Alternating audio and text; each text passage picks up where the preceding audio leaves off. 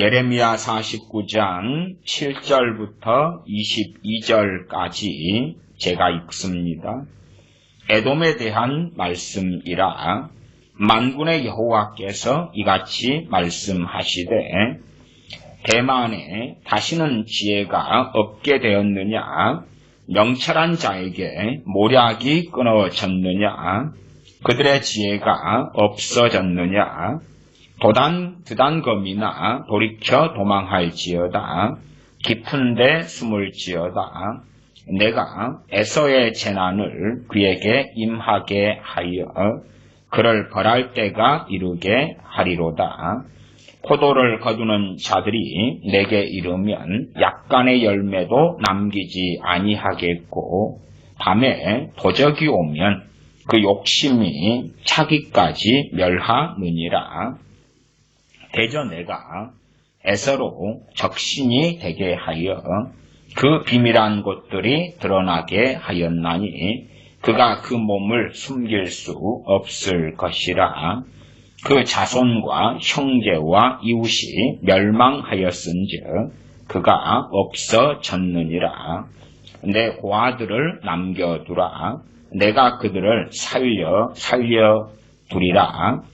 내 과부들은 나를 의지할 것이니라.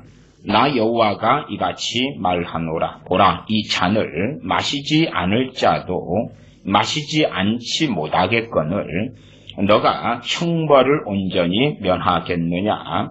면하지 못하고 반드시 마시리라. 나 여호와가 말하노라. 내가 나로 맹세하노니 보스라가 놀램과 수욕거리와 황폐함과 저주거리가 될 것이요 그 모든 성읍이 영영이 황폐하리라. 내가 여호와에게서부터 오는 소식을 들었노라. 사자를 열방 중에 보내어 이르시되 너희는 모여와서 그를 치며 일어나서 싸우라 하시도다. 여호와께서 가라사대 내가 너를 열방 중에 잡게 하였고 사람들 중에 멸시를 받게 하였느니라. 바위 틈에 거하며 산 꼭대기를 점령한 자여 스스로 두려운 자인 줄로 여김과 내 마음의 교만이 너를 속였도다. 내가 독수리같이 보금자리를 높이 지었을지라도 내가 거기서 너를 끌어내리리라. 여호와의 말이니라. 에돔이 놀라운 것이 되리니 그리로 지나는 자마다 놀라며 그 모든 재앙을 인하여 비웃으리라. 나 여호와가 말하노라. 소돔과 고모라와 그 이웃 성읍들에 멸망된 것 같이 거기 거하는 사람이 없으며 그 중에 우거할 아무 인자가 없으리라. 보라, 사자가 요단의 수풀에서 올라오는 것 같이 그가 와서 견고한 처소를 칠 것이라. 내가 즉시 그들을 거기서 쫓아내고 택한 자를 내가 그 위에 세우리니 나와 같은 자 누구며 나로 더불어 다툴 자 누구며 내 앞에 설 목자가 누구뇨? 그런즉 에돔에 대한 나 여호와의 도모와 대만 거민에 대하여 경영한 나 여호와의 뜻을 들으라. 양떼의 어린 것들을 그들이 반드시 끌어가고 그 처소로 황묵해 하리니 그 넘어지는 소리에 땅이 진동하며 그 부르짖는 소리는 홍해에 들리리라. 보라, 원수가 독수리같이 날아와서 그 날개를 보스라 위에 펴는 그날에 에돔 용사의 마음이 구로하는 여인 같으리라. 아멘. 예레미야 49장 7절부터 22절까지가 에돔에 대한 하나님의 심판에 대한 말씀이 나와 있습니다. 이 예레미야의 후반에는 총 9개의 국가에 대한 혹은 민족을 포함한 것들에 대한 하나님의 심판이 나와 있고요. 49장에서는 네 번째가 암몬이고 다섯 번째가 에돔입니다. 그리고 이제 그 다음 여섯 번째가 23절부터가 다메섹이지요. 다메섹은 우리가 잘 압니다. 사도 바울이 청년 사울 때에 다메섹 도상에서 주님을 만나서 회심하였지요. 그 다메섹은 아람의 수도가 되었던 곳이 다메섹입니다. 그러므로 아람에 대한 심판, 아람 왕국에 대한 심판이 다메섹에 대한 이야기로 이어지고 그것이 여섯 번째가 되지요. 일곱 번째는 게달과 하솔, 여덟 번째가 엘람, 그리고 아홉 번째가 바벨론에 대한 심판의 애연, 하나님의 말씀이 이어집니다. 이 심판에 대한 말씀은 중요하다 그랬습니다. 최소한은 우리는 이스라엘이 아니지요. 우리는 유대인이 아닙니다. 비록 우리가 돌감람나무 가지들로서 참감람나무인 이스라엘의 믿음을 통하여 주 예수 그리스도의 대속의 은혜로 접붙임 바 되었다 할지라도 그것은 우리의 개인의 사건입니다. 개인의 사건. 그래서 우리가 사는 대한민국은 이스라엘이 아니고 그냥 이방 나라 열방입니다. 중국에 9천만 명 이상의 기독교인들이 있다. 그들의 신앙의 현주소가 어찌하든지 간에 표면적으로 많게는 14억 명이 넘는 중국인 가운데 9,600, 700만 명의 기독교인들이 도달한다 하는 자료도 봅니다.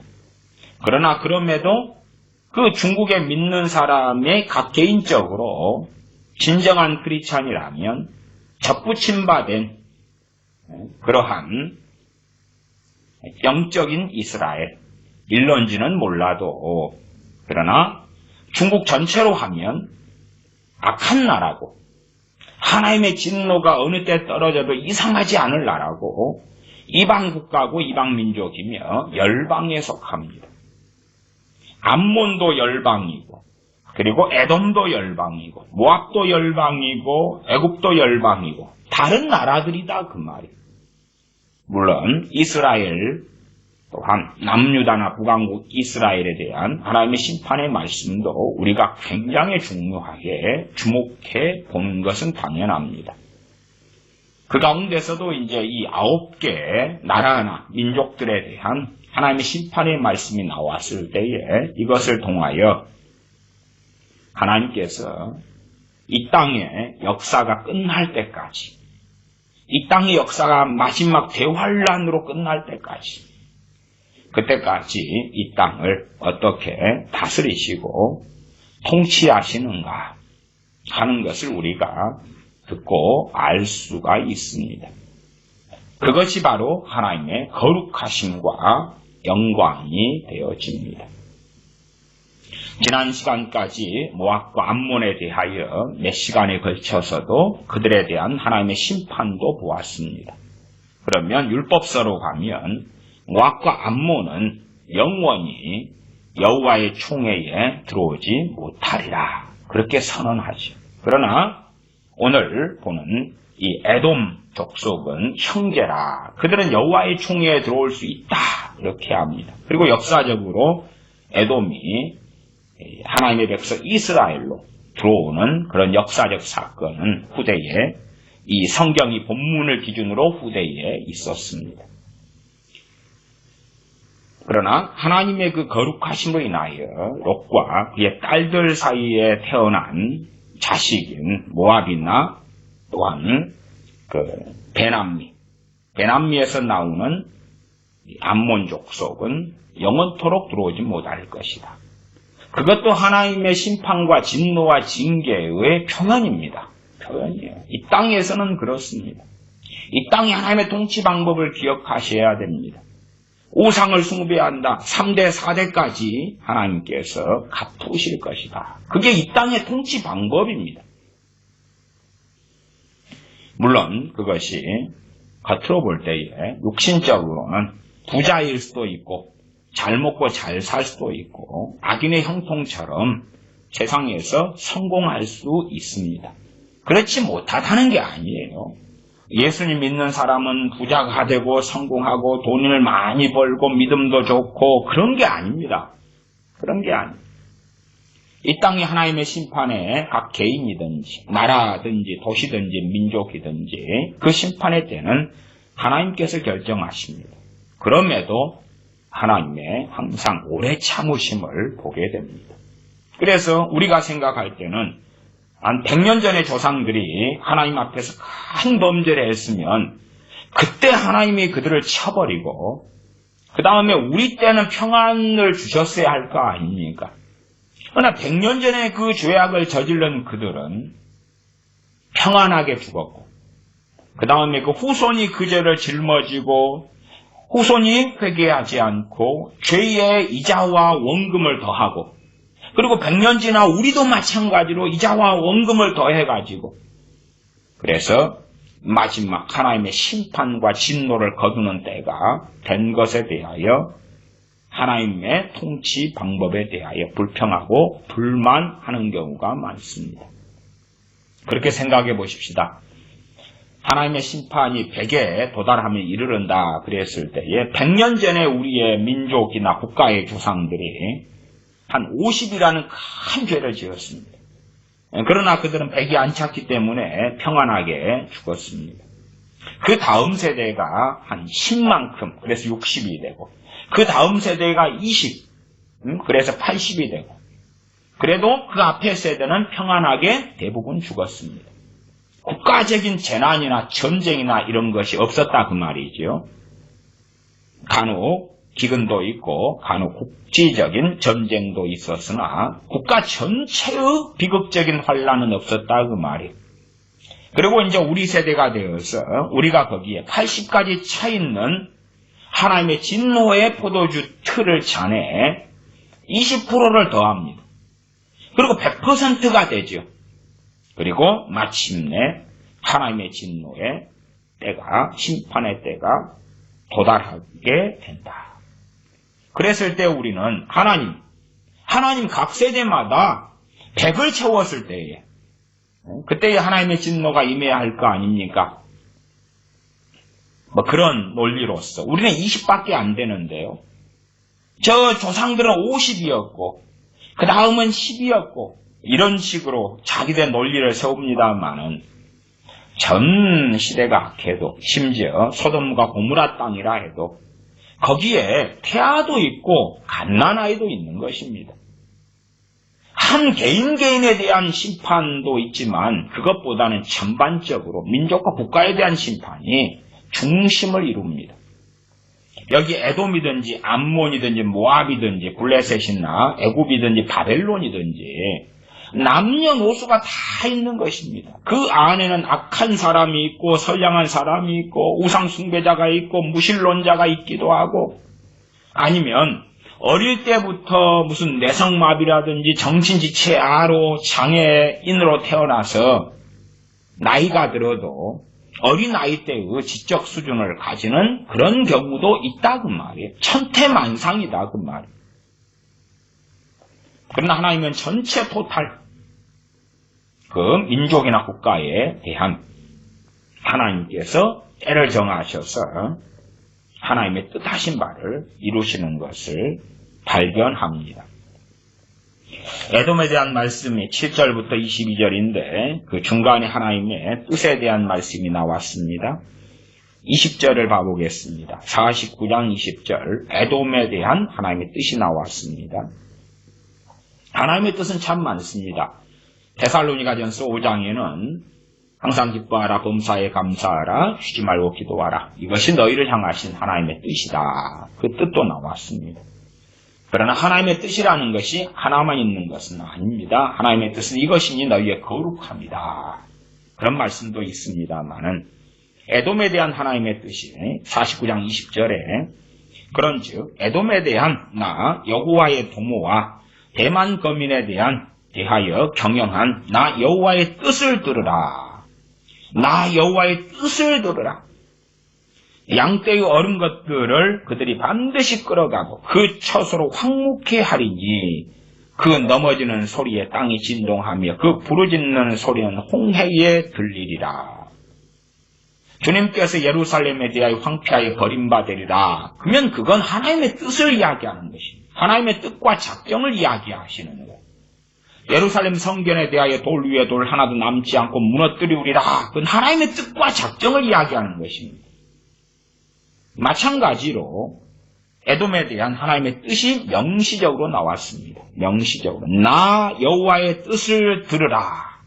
그러면서 양떼 어린 것들을 그들은 누굽니까? 침략자들이지요. 반드시 끌어가고 그 젖으로 황무케 하리니 그 넘어지는 소리에 땅이 진동하며 그 부르짖는 소리는 홍해에 들리리라. 너무나 고통스럽고 재난과 환란이 침략자들을 통하여 닥치기 때문에 울부짖는다 그 말이. 그들의 일궈놨던 재산이 다 사라지고 빼앗기고 약탈당하고 가족은 죽어나가고 어린아이들은 노예로 끌려가고 그렇다 그 말이. 그게 하나님의 뜻이다 그 말이. 뜻.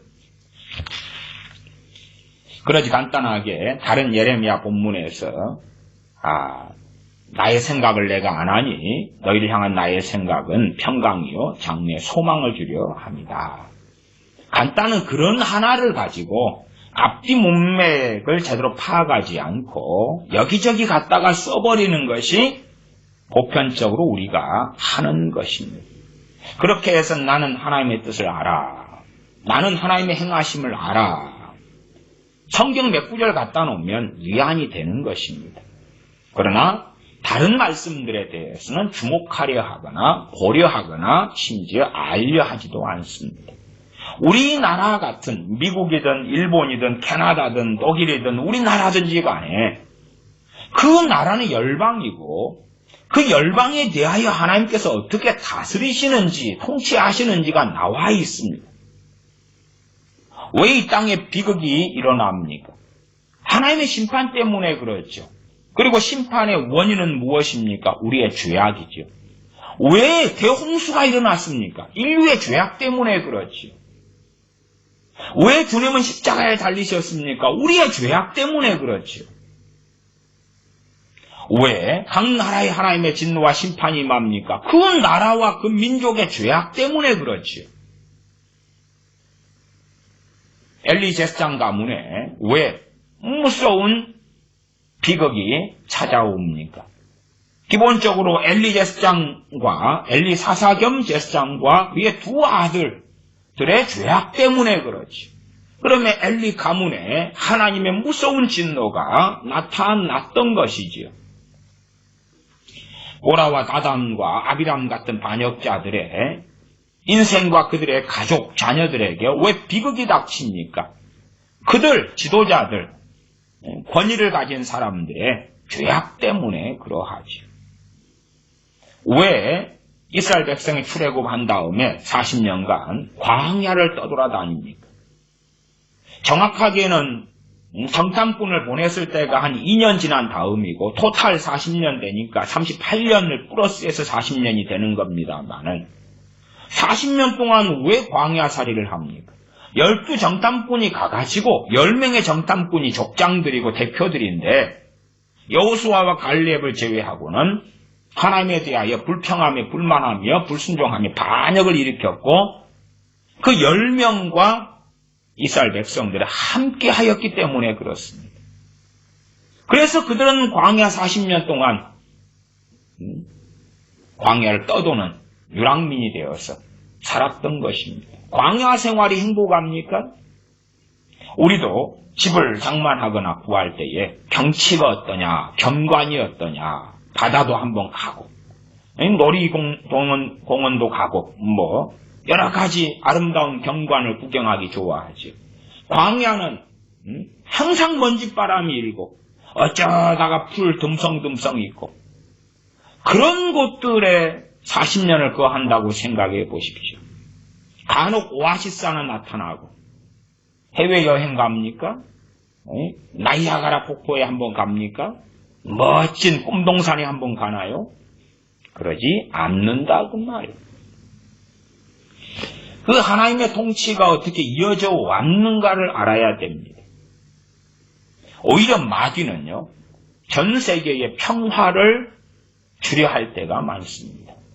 자, 우리가 유엔을 통해서, EU를 통해서, 또한 WCC를 통해서 종교 통합과 혹은 교회 일치운동을 하고 나라들이 서로 협력해서 그래서 함께 잘 살자. 그렇게 해서 평화롭게 지내자. 그리고 그 위에는 결국은 적그리스도를 세우려고 하는 것이죠. 평화롭게.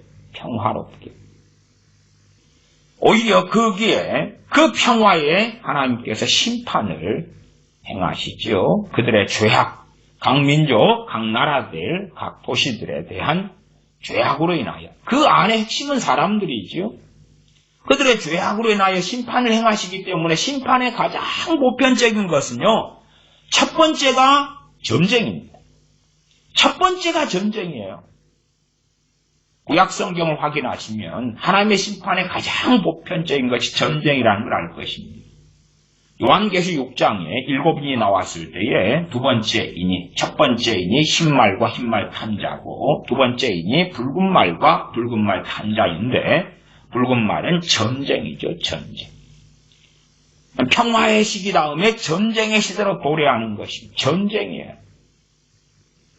그 다음에 이제 기근, 연병, 전염병 등등 많은 것이 있습니다. 그러니까 보편적으로 가장 일반적인 건 전쟁이에요. 그래서 예레미야 이 47장, 8장, 9장, 46장부터가 애굽이 나왔죠. 46장, 7장, 8장, 9장, 그 다음 50장, 51장이 바벨론에 대한 심판이고요. 그까지 다 전쟁의 핵심은 그 사이에 양념으로 기근도 있고 양념으로 포로됨도 있고 포로되는 것도 전쟁의 결과지요. 하나님의 심판의 보편적 가장 많은 방법이 전쟁이라는 것은 아셔야 돼요. 그렇기 때문에 전쟁을 일으키는 것은 마귀고 평화를 주는 것은 하나님이고 그런 사람들은요. 넋이 나가버린 것입니다. 넋이 나가버렸어요. 성경을 어떻게 볼지를 몰라요. 그래놓고 이도겠다, 오도겠다, 삼도겠다, 통도겠다 그러면 큐티 날마다 하고 있다 그러면 자기 기독 정신병원에 가서 진단과 치료를 받아보는 것이 지혜로운 일이 될 것입니다. 에돔에 대한 말씀에 부흥을 주고 대부흥을 주고 그들에게 평안을 주고 회개가 터지게 하고 성령 충만을 주고 어린아이들은 다 휴거시켜주고 그런 게 어디 있습니까? 모압과 암몬에 그런 게 어디 있습니까? 단지 말일에 모압의 포로로 돌아오게 하리라 그러죠. 그 말일, 그 후에 훗날에 그런 일이 있다. 그 훗날은 언제 닥칩니까? 모르죠. 몰라요. 그러나 최소한 당대의 세대는 비극 속에 끝나고 그 다음 세대도 끝나고 그 다음 세대도 끝나고 말하자면 몇백 년은 주로 흘러가지요. 몇백 년 흘러가서 연약하고 얼마 남지 않은 그 세대의 모압이나 암몬의 후손들에게 포로로 돌아가게 하겠다는 것이. 그것이 하나님의 통치의 방법이에요. 그러지 너가 환난을 좀 당하고 모압, 암몬 너희 당대의 세대들아 너희가 환난과 고난을 당하고 암몬의 세대들아 에돔의 세대야 현 세대야 하나님의 심판을 받아라. 고통스럽지. 이제 회개 터지고 구원받고 다시 하나님 평안 주시고 너희 당대의 포로에서 돌아와서 잘 먹고 잘 살게 해줄게. 초창기에 지금은 하나님의 심판이 잠깐 임하여 있는데 얼마 지난 다음에는 더 좋아지고 전화위복이 될 거야. 그러지 않습니다. 1950년에 한국 전쟁이 있었습니다. 전쟁이죠. 그러면 그건 무엇이라고 말해도 하나님의 심판에 중심에 있는 것입니다. 하나님의 심판이 북한이든 대한민국이든 임한 것입니다. 임한 것이에요. 최소한은 일제시대 때 교회가 신사참배로 하나님 앞에 배도하고 하는 것도 알 사람들은 다 알지 않습니까? 그러면 6.25를 통한 하나님의 진노와 심판이 임하였다. 자, 거기에서 얼마나 많은 사람들이 죽었습니까? 미국의 군인들도 얼마나 많이 죽었고, 대한민국의 학도 의용군부터 학생들, 열 몇 살 학생들부터 시작해서 너무 많이 죽었습니다. 장애인이 되고 비참해졌습니다. 그러면 그 6.25 사변 한국전쟁에 죽은 사람들이 다시 부활했습니까? 혹은 장애인 된 사람들이 부귀영화를 누렸습니까? 혹은 6.25 사변 끝난 다음에 바로 국민소득 3만 불, 5만 불 국가가 됐습니까? 아니에요. 전쟁 지난 다음에 찢어지게 가난하게 하나님께서 이 세상을 통치하시는 것, 대한민국을, 일본을, 중국을 아무리 중국 애들이 미쳐서 날뛰어도 하나님께서 그들의 악행에 대하여 심판하시는 거고, 마찬가지입니다. 북한의 악행에 대하여 하나님은 심판에 오셨어요. 김정일 때에 무수히 많은 사람이 아사대 죽었습니다. 기근으로 그랬죠. 그것이 하나님의 심판이 아니고 무엇입니까? 지금도 북한은 대북제재를 통하여 비참하게 많은 사람들이 고통을 받고 있습니다. 하나님의 심판 속에 들어가 있는 것이에요. 거기에 소수의 깨어있는 지하교인이 있다 할지라도 엘리야 선지자 때에 하나님께 직접 말씀하십니다. 호렙산에서 엘리야 선지자에게 바알에게 무릎 꿇지 않는 7천인을 내가 남겨두었다 그럽니다. 그리고 로마서에도 나와 있습니다. 그렇게 바알에게 무릎 꿇지 않는 7천인을 이 기본 북왕국 이스라엘에서 하나님 남겨두셨다 해도 북왕국 이스라엘에 기근이 찾아오고 비극이 찾아오는 하나님의 심판이 없었습니까? 엘리야 선지자가 있었고 엘리사 선지자가 있었기 때문에 평안합니까? 말이 안 되죠. 말이 안 돼요. 소수의 하나님의 사람들이 어느 나라 어느 민족에 있다 할지라도 그래서 그 민족과 나라가 삽니까? 그러지 않습니다. 심지어 아브라함이 소위 족장이고 집안의 가장이고 그래서 아브라함 후손들이 다 평안합니까? 다 잘나가고 환난과 문제와 어려움이 없습니까? 아브라함은 몇 번씩이나 아내를 빼앗길 뻔했습니다. 유랑민으로 양치기로 살아갔다 그 말이에요. 하나님의 심판에 대한 것을 우리가 눈을 뜨고 귀를 열고 그래서 알아야 됩니다. 이 세상의 각 나라와 민족을 심판해 가시는 하나님의 역사를 알아야 됩니다.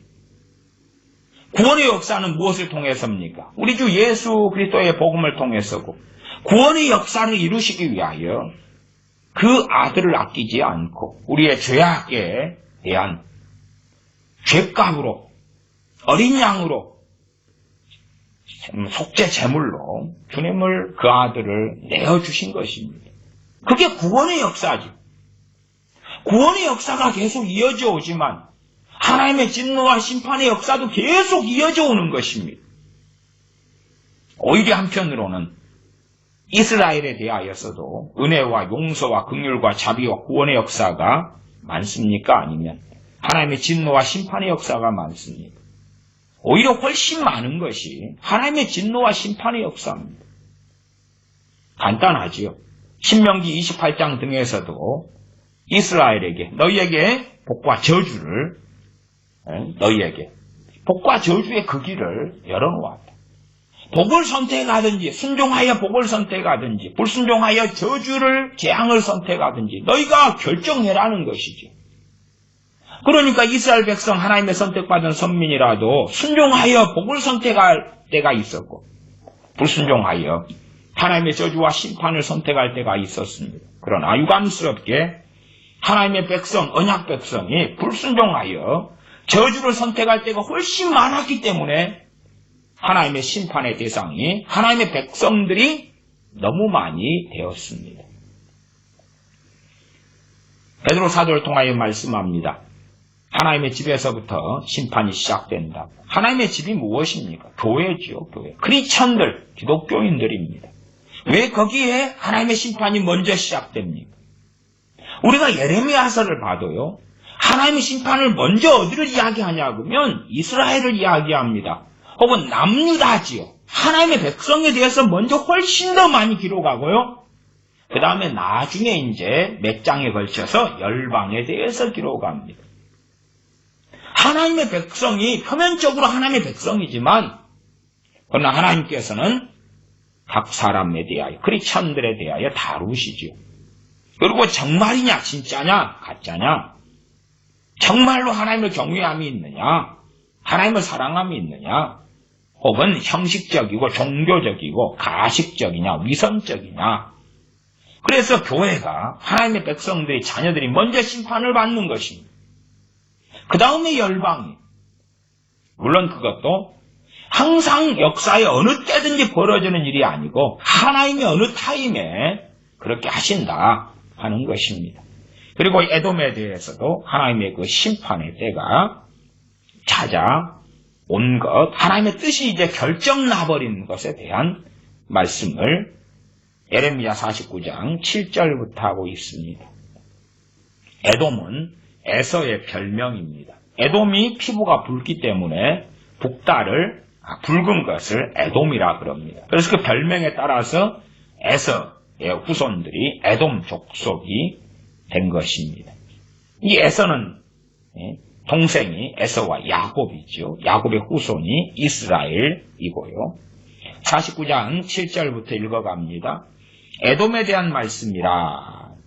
에돔에 대한 말씀이기 때문에 그 다음에 나오는 대만이나 드단이나 혹은 보스라나 다 에돔에 있는 큰 성읍들, 큰 도시들, 성이 웅장하게 지어진 성곽들, 혹은 보스라는 에돔의 수도고요. 그런 곳들에 대한 말씀인 것은 아셔야 됩니다. 그럼에도 이제 이 몇 개는 에돔을 대표하는 것입니다. 보스라는 수도이어서 당연히 대표가 되지만 때로는 그래서 표현하는 것이 에돔에 대하여서 대만아 그렇게 부르기도 합니다. 7절 만군의 여호와께서 이같이 말씀하시되 대만에 다시는 지혜가 없게 되었느냐 명철한 자에게 모략이 끊어졌느냐 그들의 지혜가 없어졌느냐. 보편적으로 이 대만은 당연하게 이 에돔에 있는 중심 도시 중에 성읍 중에 하나입니다. 대만에 다시는 지혜가 없게 되었느냐 책망하시는 것이죠. 너희가 왜 그리 지혜가 없게 되었느냐 미련하게 되었느냐 아니면 너희 머리는 본으로 달고 있느냐. 너희가 그렇게 행하면 나는 너희를 심판하고 진노할 수밖에 없지. 그런데 너희는 버젓이 하나님의 진노에 대하여 그렇게 하면 안 된다는 것을 알고 있는데도 그 막무가내로 그리 달려가느냐. 대한민국의 상황도 마찬가지 아닙니까? 대기업들, 삼성 같은 것들을 마녀 사냥하면서 그 황금알을 낳는 거위를 배를 찢어버리려는 것입니다. 대한민국의 학력은 젊은 애들은 다 기본적으로 대학에 나왔고 고등학교, 대학교 나왔고 그런 상황인데 지혜가 없는 것처럼 되어져 버리고 말았지. 한 나라의 역사도 가방끈이 짧아서가 아닙니다. 일제시대에도요. 학자층, 지식층들이 공산주의, 사회주의 사상을 대부분 가지게 되었습니다. 실제로요. 신학교도 마찬가지입니다. 신학교 교수들, 박사들이요. 사회주의, 공산주의 사상을 가진 사람들이 상당히 있습니다. 머리가 굵으니까 희한하지요. 공부를 많이 했으면은 지혜가 더 있게끔 보이는데 지혜가 더 없고 더 현혹돼 있고 더 어리석어져 있는 것을 보지. 하나님께서 대만에 대하여 대만에 다시는 지혜가 없게 되었느냐 명철한 자에게 모략이 끊어졌느냐 그들의 지혜가 없어졌느냐. 너희들 지도자들 똑똑한 애들 그렇게 너희들이 무지해서 이 대만을 멸망시키는 길을 걷게 하느냐? 너희 머리는 뽕을 달고 있느냐? 지각이 그렇게 없냐? 생각 좀 해봐라, 생각 좀. 그런 하나님의 심각한 책망이 3번이나 반복되어 있지. 3번이나 점층적인 강조기도 합니다. 8절 드단검이나 돌이켜 도망할지어다. 깊은 데 숨을지어다. 도망하라고 숨으라고 말씀하시죠. 아직 에돔의 심판은 선고되었는데 아직 그날은 닥쳐오기 전입니다. 이제는 돌이킬 수 없어요. 에돔에 대한 하나님의 결정, 하나님의 뜻은 돌이킬 수 없다고 나왔습니다. 그러나 아직 평화로울 때니까 드단 거민에 대해서는 하나님의 긍휼이 좀 있었던 모양입니다. 도망쳐라 하는 것에 대하여 이 9개의 나라, 민족들에 대하여 하나님께서 심판을 명령하실 때에 도망쳐라 하는 것은 다 그렇게 말씀하시지 않습니다. 다 그런 건 아니에요. 몇 군데만 그렇게 말씀하세요. 예를 들어 이 뒤에는 49장 30절을 봐보겠습니다. 49장 30절에 보면 여기는 게달과 하솔을 하나로 이렇게 뭉쳐서 이야기합니다. 이스마엘의 후손이 게달과 하솔입니다. 28절부터였지요. 그 가운데 이제 게달에 대해서는 말씀 안 하시고요. 게달과 하솔이 이스마엘의 후손인데 두 개가 하나로 뭉쳐 있습니다. 그 중에서 게달과 하솔 가운데 하솔한테만 이야기합니다. 게달은 이야기 안 하셔요. 30절에 보면 나 여호와가 말하노라 하솔 거미나 도망하라 멀리 가서 깊은 데 거하라. 이는 바벨론 왕 느부갓네살이 너를 칠 모략과 너를 칠 계책을 정하였음이니라. 하솔 거미나 도망하라 멀리 가서 깊은 데 거하라. 이렇게 도망치라는 것을 다 얘기하시는 게 아니에요. 하솔 거미. 앞에 또 어디 나오죠? 애굽에서인가요? 앞에 확인해 보시고요.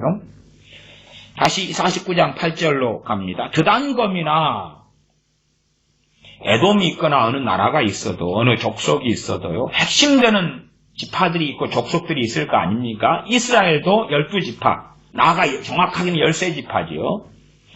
요셉을 한 지파로 하면 12이고 요셉의 두 아들이 에브라임과 므낫세니까 레이지파가 합쳐지면 13지파가 되는데 주로 레이지파는 하나님의 것으로 빼놓았기 때문에 12지파라고 말할 뿐입니다. 므낫세와 에브라임까지 13지파인데 그렇게 이제 이 지파들이 과거의 조선인가 언제도 김이박, 김씨, 박씨, 이씨 중심으로 국가가 세워지고 핵심 세력이 되고 이런 것 있지요. 그런 것처럼 핵심되는 것이 대만, 드단, 보스라 이렇게 되는 것입니다. 그런데 그 가운데 드단 거미나 그러면서 도망하라고 말씀하세요. 드단 거민에 대해서는 하나님의 긍휼이 좀 더, 은혜가 좀 더 있지 않은 건가? 라고 해석합니다. 8절, 드단 거미나 돌이켜 도망할지어다. 깊은데 숨을지어다. 우리는 항상 이 하나님의 뜻이 어떻게 결정됐는지 성경에 나온 거 말고는 모릅니다. 물론 소위 어떤 사람들이 계시를 받았다, 음성을 들었다 뭐 하지만 그런 것이야 이루어져 봐야 하는 것이고 이루어져 봐도 소 뒷걸음질로 쥐잡는 경우도 많겠지요. 도망할지어다. 비극이 하나님의 결정되었을 때에 사람들 생각하죠. 회개기도 하고 중보기도 하고 엎드리고 그러면 될 것이다. 이스라엘이나 남유다는 그렇게 되지 않았습니다. 결정되고 나면 남는 건 일은 하나예요. 도망하는 것 하나죠. 돌이켜 도망할지어다. 깊은데 숨을지어다. 드단 거민에게 하시는 말씀이에요.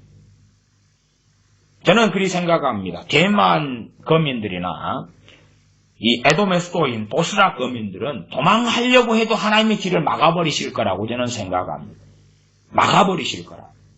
못 도망가게 막아버리실 거라고.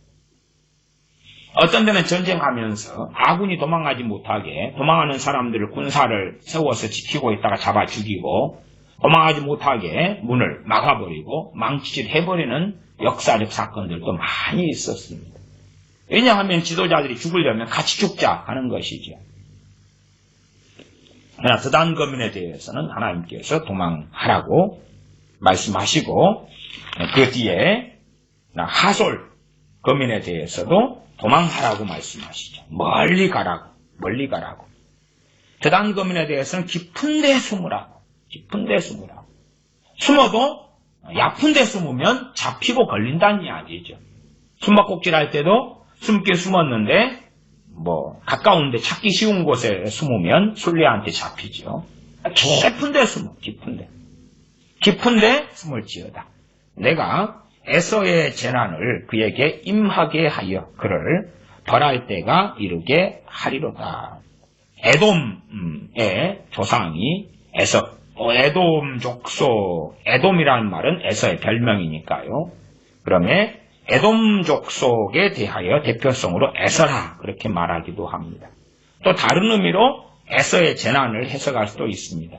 에서의 재난이 두 가지의 의미가 될 수 있겠죠. 하나는 대표성으로 에서의 재난, 그러니까 에돔 족속에게 닥칠 재난, 운명이고, 또 하나는 과거의 역사적 사건으로 가서 에서가 팥죽 한 그릇을 장자권을 주고 사먹고, 그리고 장자의 축복을 빼앗기기도 했지요. 그런 것도 재난이 충분히 될 것입니다.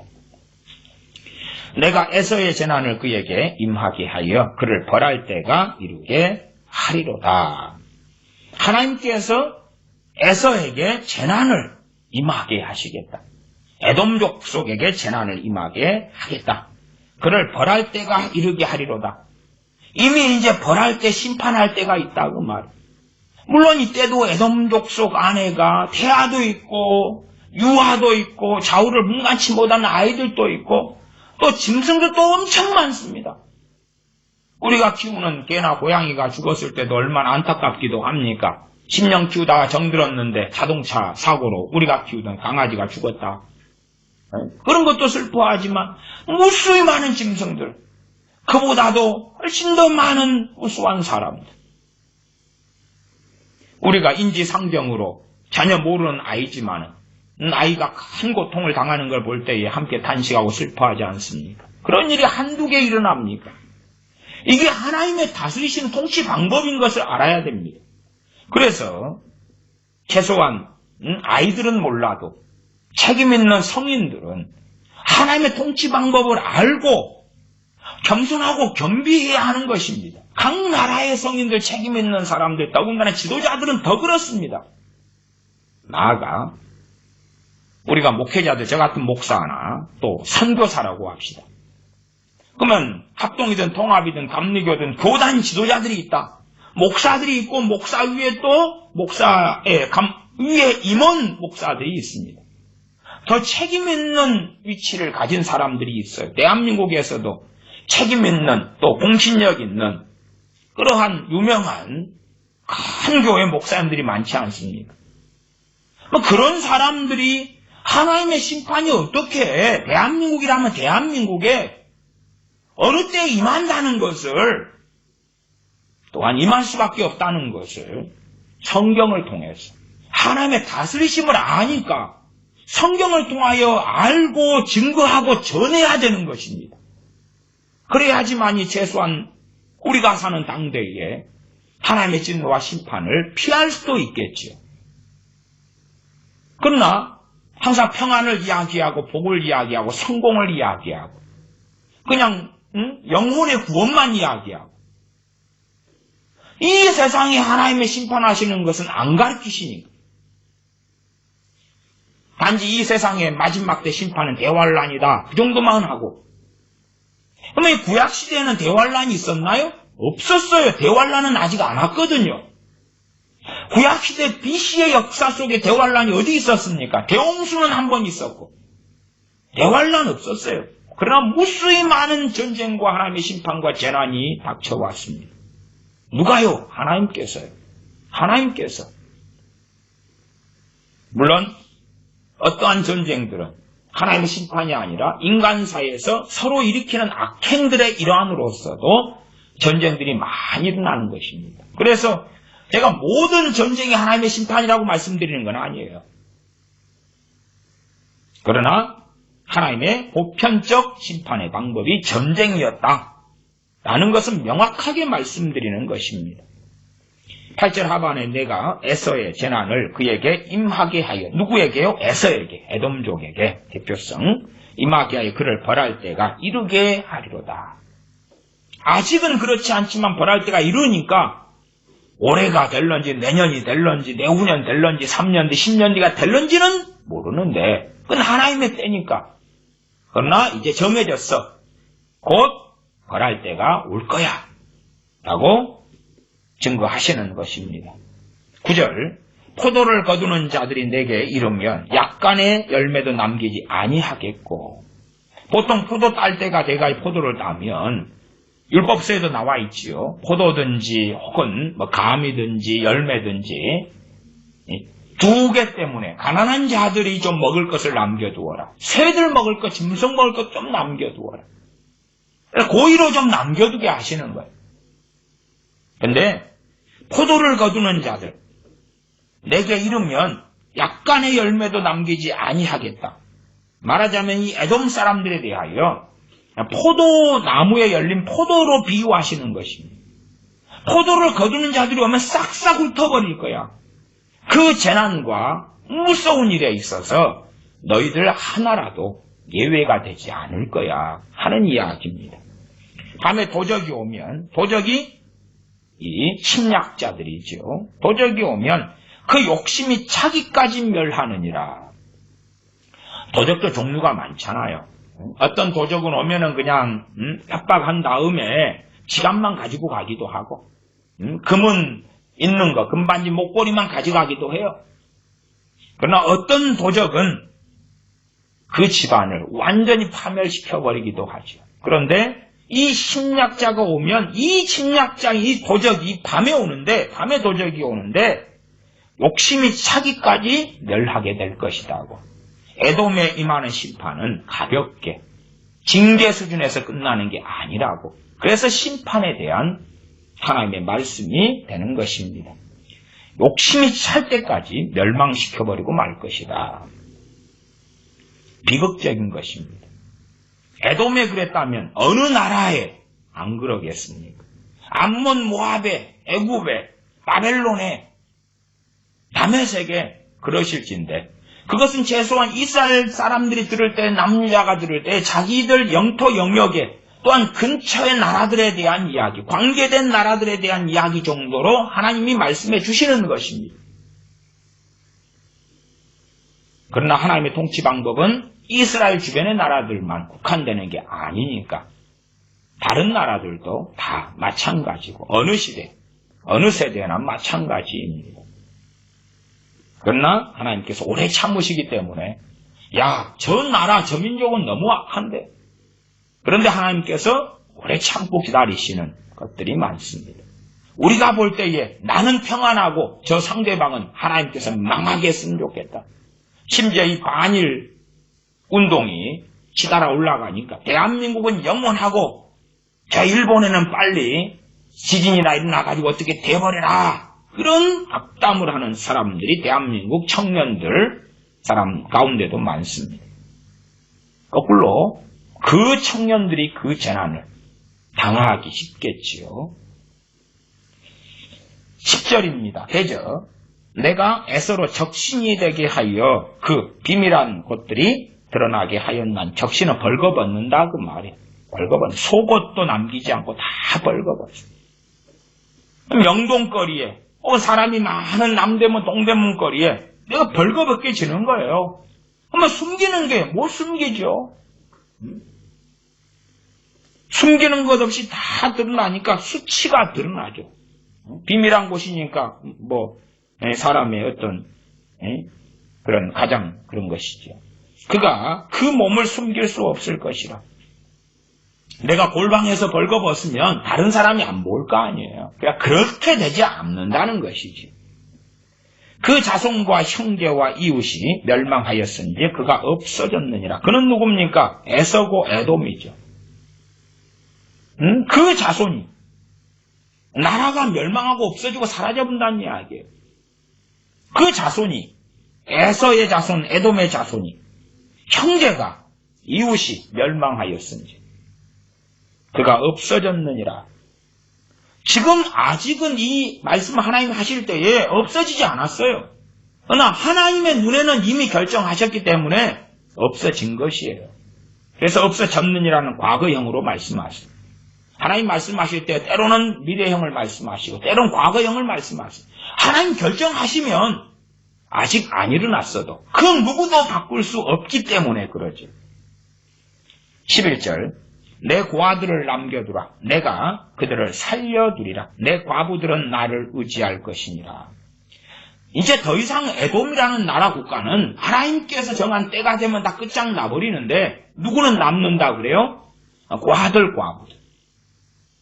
과들, 과부들이 남는다 이런 정확한 이야기가 아니라 말씀은요. 에돔 족속에게 내 고아들을 남겨두라 그렇게 말씀하시고 내 고아들을 남겨두라.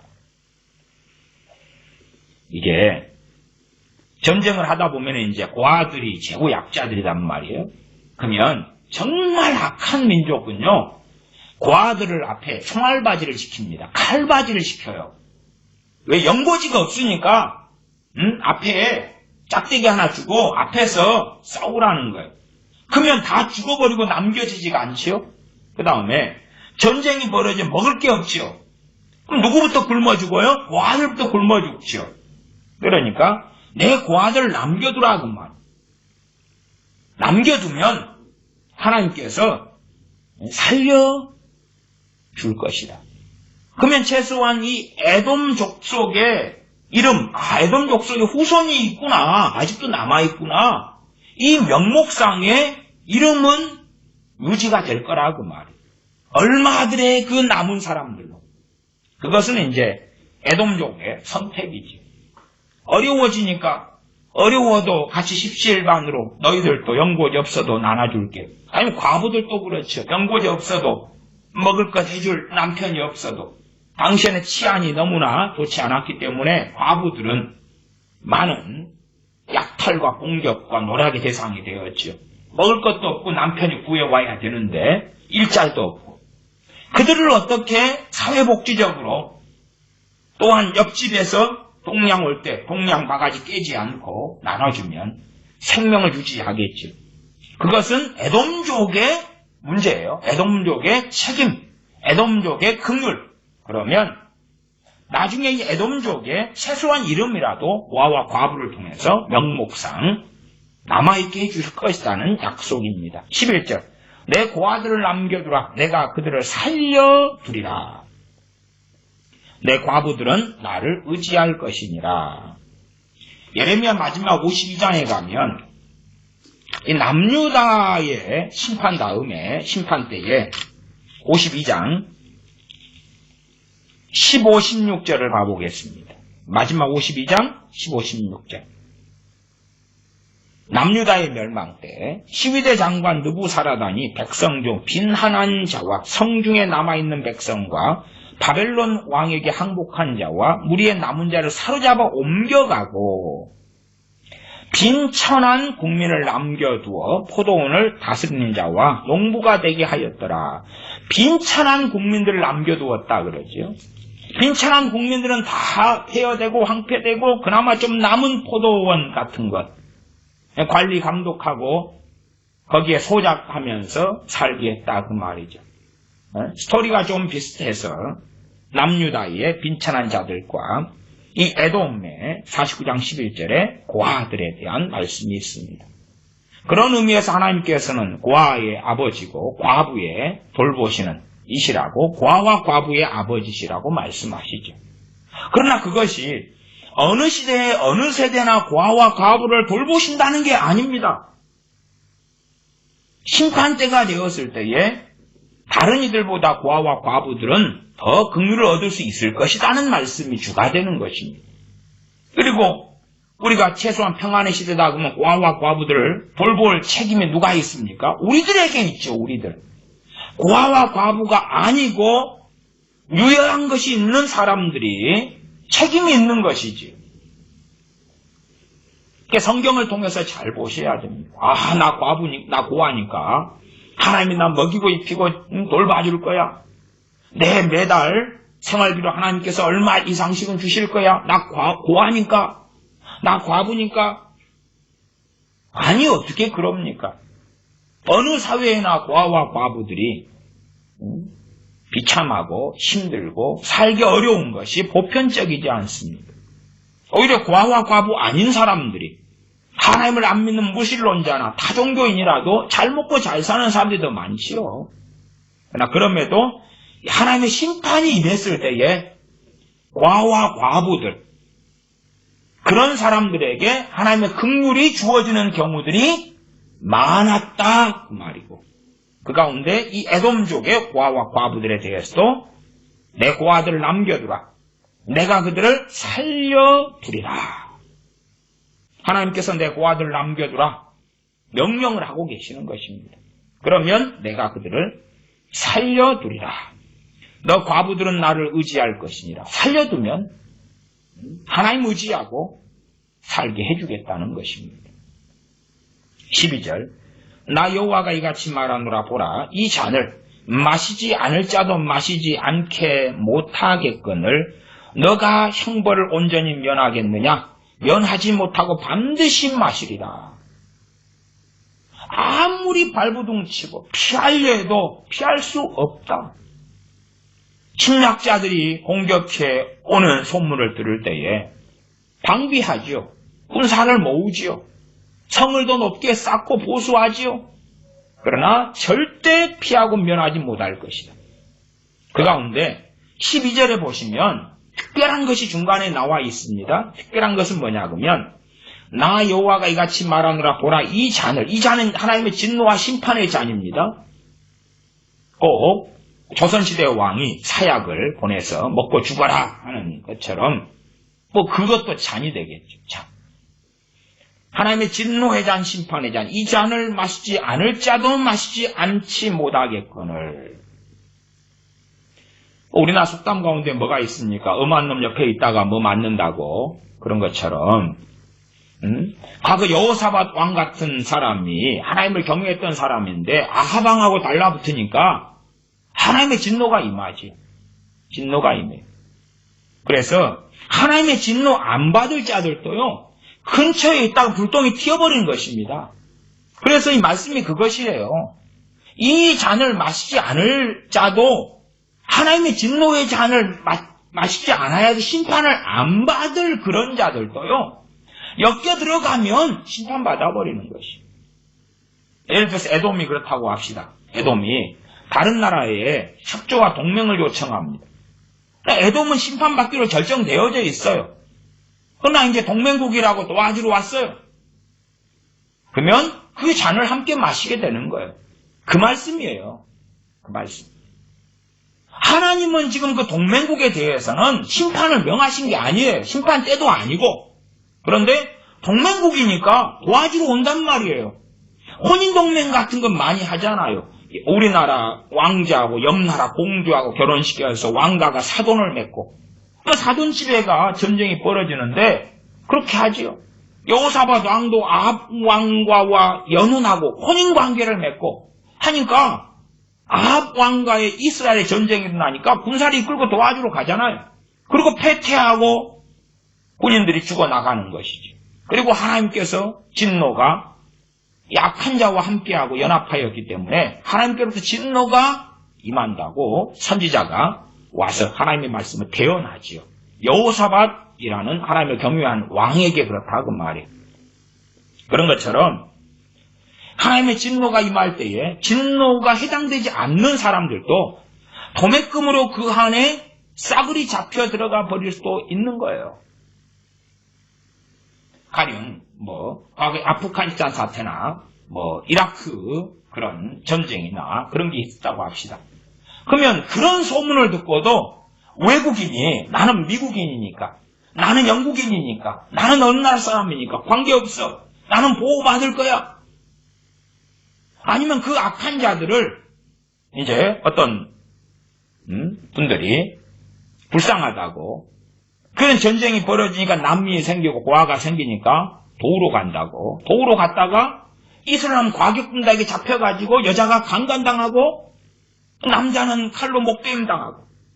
어떤 부부도 그런 일이 있었어요. 어떤 부부도. 자기들은 좋은 마음이니까 그 말하자면 심판의 때에 들어간 거예요. 인류애를 가지고. 근데 자기 동족을 구하러 왔는데 그 과격분자 애들이 그런 데서 봐줍니까? 아니죠. 외국인이 왔으니까 잡아 죽이고. 미국과 관계되지. 너희들 보니까 미국 시민권자네? 그런 경우도 포함되죠. 마시지 않을 자인데 들어가서 마셔주는 거예요. 함께 마셔주는 거예요. 좀 다른 이야기입니다만은 잠언에 보면 몇 차례씩 보증 서지 말라고 그럽니다. 일반적으로 이제 보편적으로 보증을 서는 것, 그런 심각한 돈의 관계에서 보증 서는 것이라고 한다면 그런 보증을 상대방에 서줄 수밖에 없는 아주 좋지 않은 상황까지 온 거예요. 좋지 않은 상황까지. 요즘에는 보증보험 같은 거 있잖아요.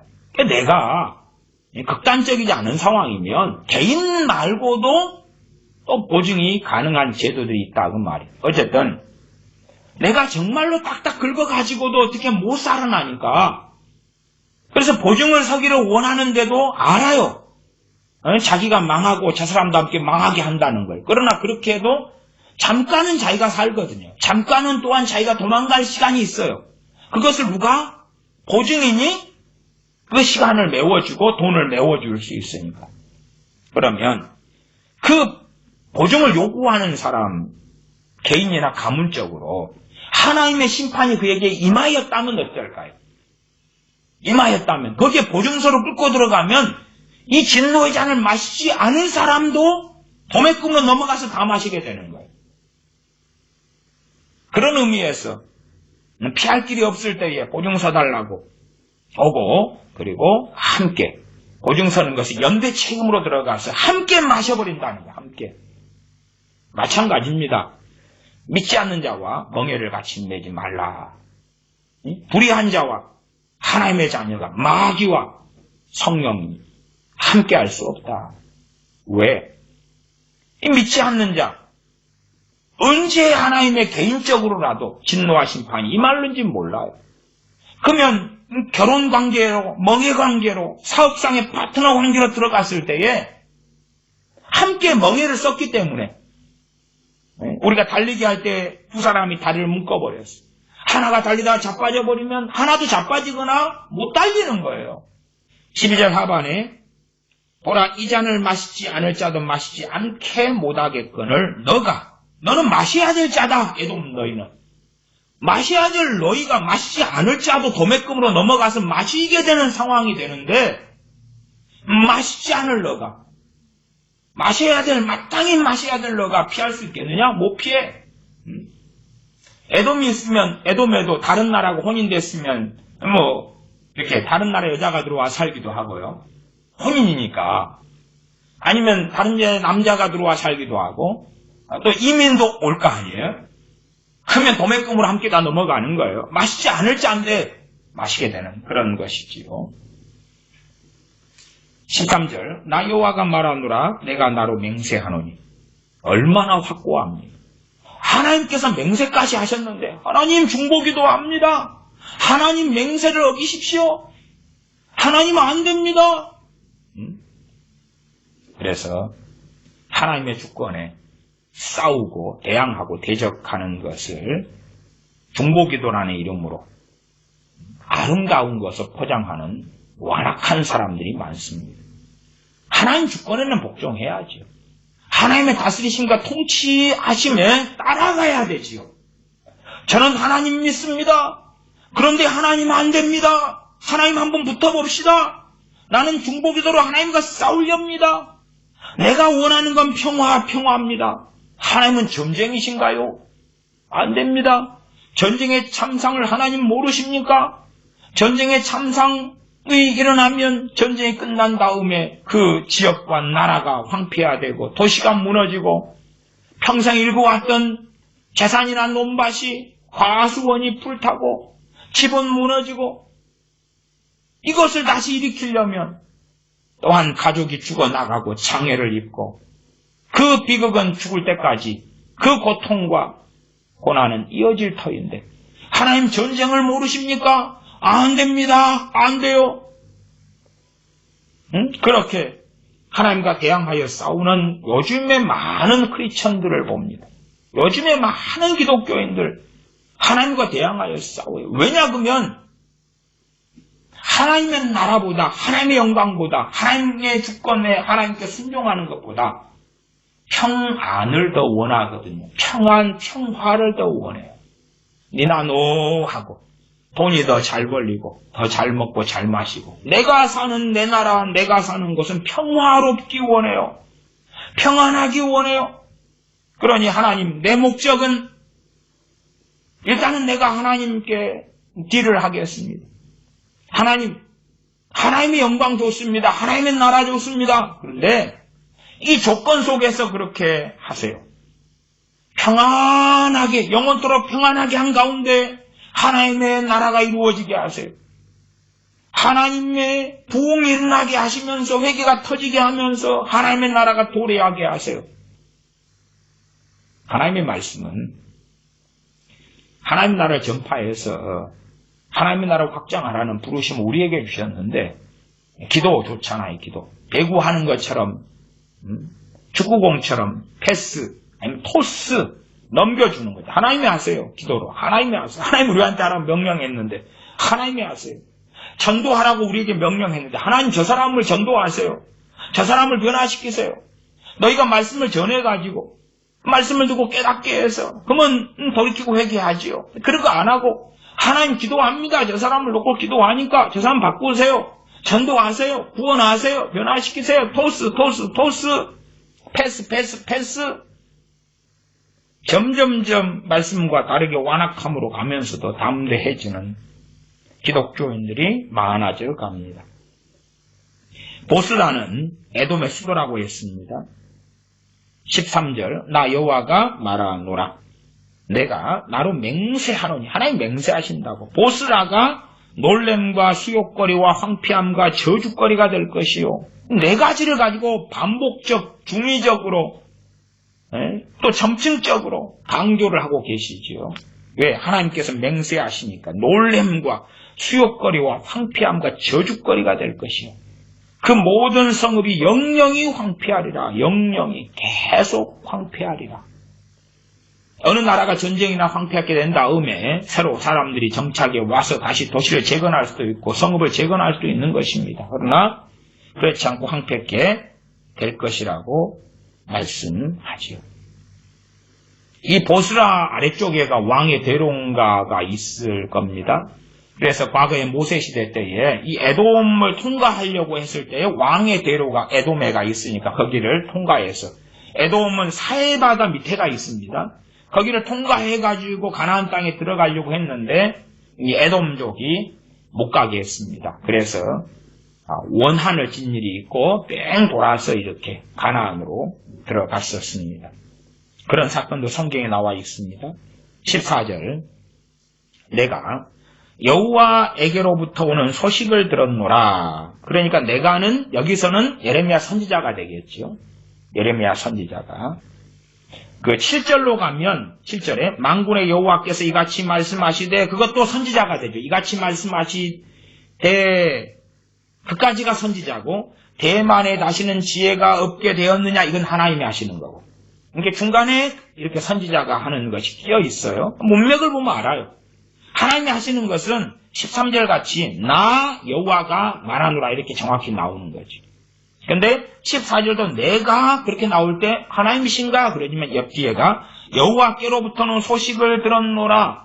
하나님이 하나님으로부터 오는 소식을 들을 수는 없잖아요.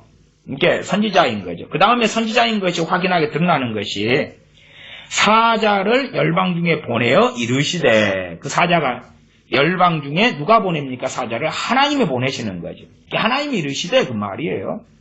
너희는 모여와서 그를 치며 일어나서 싸우라. 다른 나라 열방 침략자들에게 사자를 하나님 보내신다고 말이에요. 사자를. 주로 사자가 천사들이 되죠. 그래서 침략하라고 공격하라고.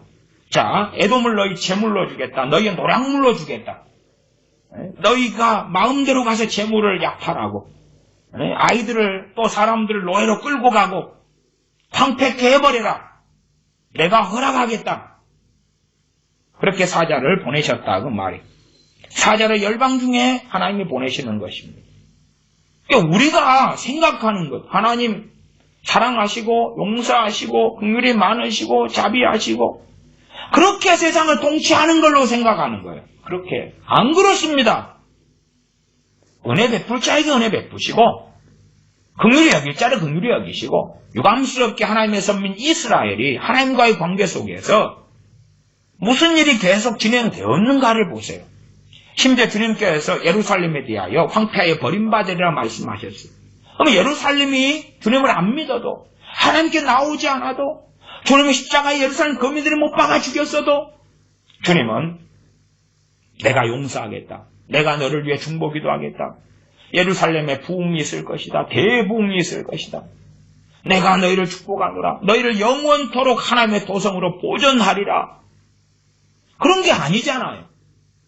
신약에서도 주님께서 예루살렘, 하나님의 선민 이스라엘의 중심지인 예루살렘, 유다의 중심지인 그 예루살렘, 하나님의 이름을 두신 예루살렘, 하나님의 성전이 있는 그 예루살렘, 황폐하여 버림받으리라. 그 예루살렘을 세우기 위하여 얼마나 자자손손이 성벽을 쌓고 고생하고, 느헤미야 때도 성벽 쌓았잖아요. 느헤미야 총독으로 부임해서. 성전을 지을 때도 얼마나 스룹바벨 때부터 고생했고 애썼고, 학개 선지자도 스룹바벨도 여호수아 대제사장 때도 얼마나 그 세월 동안에 예루살렘을 다시 재건하고 중건하려고 남유다의 멸망 위에 그렇게 고생하고 고생했는데, 그런데 황폐하여 버림받을 것이라고 주님이 선언하시잖아요. 응? 자, 내가 복을 줄게, 평화를 줄게, 함께할게, 보호할게, 돌봐줄게가 아니라 이제 너희 예루살렘에도 심판의 때가 이르렀다 선언하신 것입니다. 그렇게 말씀하신 이후에 약 한 41년 후에 예루살렘이 멸망하게 됩니다. 멸망의 전조는 AD 70년에 멸망했을 때, 한 68년 이럴 때 이제 나타나고 시작되기도 했지요. 계속 봅니다. 14절 하반이지요. 열방 중에 보내어 이르시되 너희는 모여와서 그를 치며 일어나서 싸우라 하시도다. 하나님 명령이 사자들을 보내셔서 열방들에게, 주변 나라들, 이웃 나라들, 다른 나라들에게 침략자로서 명령을 하셨다 그 말입니다. 15절 여호와께서 가라사대 내가 너를 열방 중에 작게 하였고, 에돔이 자기들이 아무리 강성하고 세겠다 해도 하나님 마음에 안 드니까 작게, 너희는 이거밖에 안 돼. 그래서 에돔은 사해바다 밑에 있는데 크지 않아요. 크지 않아. 얼마나 오랜 세월이 있었습니까? 왜냐하면 아브라함의 BC 2000년이니까요. 그때 이후로 이제 아브라함의 후손으로서 아브라함이 이삭을 낳고, 이삭이 야곱을 낳고, 이삭이 에서와 야곱을 낳았죠. 그 에서부터예요. 에서가 어디에 갑니까? 세일산지에 가죠. 세일산지에서 자리 잡아요. 거기가 요새화된 곳이고 바위 쌓이고, 그래서 다른 데가 침략하기 어려운 그러한 아주 요지에 자리를 잡아요. 우리는 작게는 안 돼요. 크게. 아니야.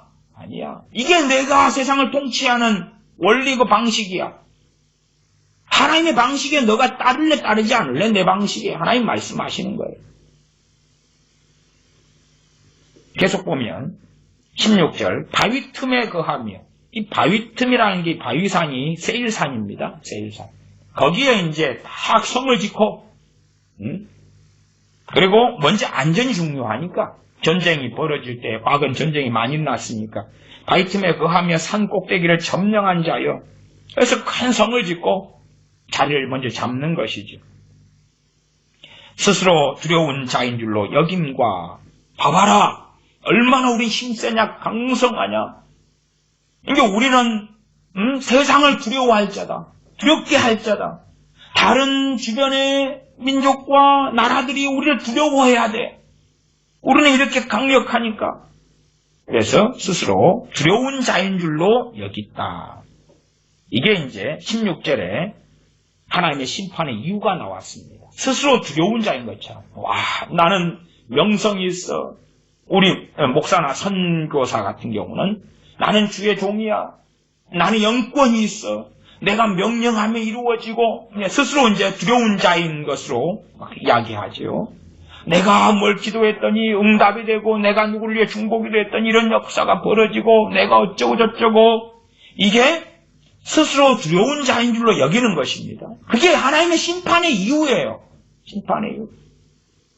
저 같은 목사나 선교사들 가운데서는 이런 이들이 어쨌든 꽤 있습니다. 꽤 있어요. 심판의 이유예요. 심판의 이유. 좀 다른 말로 바꾸면 잘난 체하는 거예요. 잘난 체하는 거. 나는 재능이 많아, 돈이 많아, 나는 잘났어, 종자가 좋아, 혈통이 좋아. 스스로 두려운 자인 줄로 여김과 내 마음의 교만이 너를 속였도다. 이 심판의 이유예요. 내 마음의 교만. 내 마음의 교만. 스스로 두려운 자인 줄로 아는 여기는 것도 교만이죠. 이것도 교만인데 강조형으로 교만은 훨씬 더 포괄적인 거고 좀 구체적인 걸로는 스스로 두려운 자인 줄로 여기는 것. 나의 마음의 교만.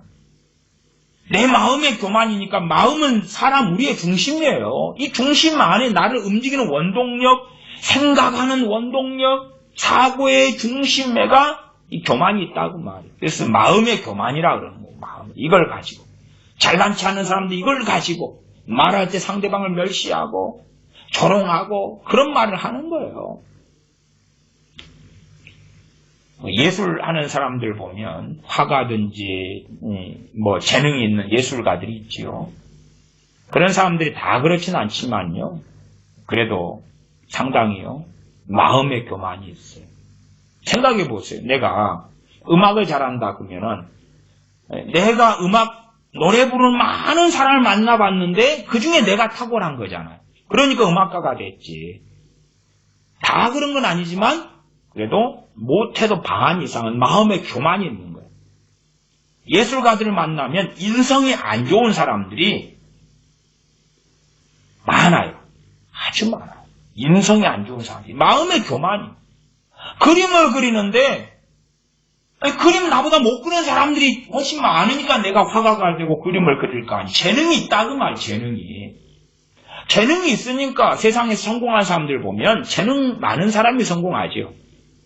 재능 없는 사람보다. 그러니까 마음의 교만을 가지기 쉬운 배경과 베이스가 되는 거예요. 뭐 잘난 것이 있었으니까 마음의 교만을 중심으로 가질 수 있었겠지요. 이 에돔족이 말이지요. 그래서 산꼭대기를 점령했어요. 세일산을 점령해가지고 세일산지를 다스리고 거기에서 땅을 영토로 확장해 갔어요. 실력대로 한다면 훨씬 더 큰 나라를 이룰 수 있었을 거라고도 봐요. 그러나 하나님께서 너를 열방 중에 작게 하였고 해서 하나님 막아버린 거죠. 막아버렸어요. 저그들이 커봐야 조금 더 가면 이집트인데 이집트하고는 해볼 수가 없죠. 또한 위로 치고 올라가려는데 쉽지 않죠. 계속 보면 내 마음의 교만이 너를 속였도다. 너가 독수리같이 보금자리를 높이 지었을지라도. 독수리가 보금자리를 높이 지으니까 누가 공격합니까? 독수리도 아주 강하고 강할 뿐만 아니라 너무 높은 곳이니까 사냥꾼도 못 잡아요. 못 쫓아 올라간다고 말이에요. 그것이 이제 마치 에돔족이 거주하고 있는 세일산에 살면서 성을 짓고 살았던 모습과 유사하지요. 내가 거기서 너를 끌어내리리라. 너희들이 누가 우리를 침략할 수 있을까?